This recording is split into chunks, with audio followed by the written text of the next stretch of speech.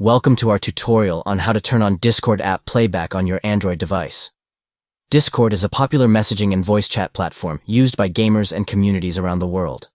If you're having trouble getting the playback to work, we're here to walk you through the steps. To begin, open the Settings app on your Android device. This is where you can customize various settings for your apps and device. Next, find the Apps section and tap on it.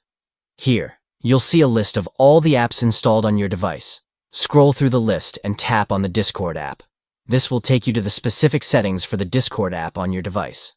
Once you've selected the Discord app, look for the Appear on Top option and tap on it. This setting allows Discord to display notifications and playback controls on top of other apps. After tapping on Appear on Top, you'll need to turn on the Allow Permission toggle. This will grant Discord the necessary permissions to display playback controls on top of other apps. And that's it. You've successfully turned on Discord app playback on your Android device.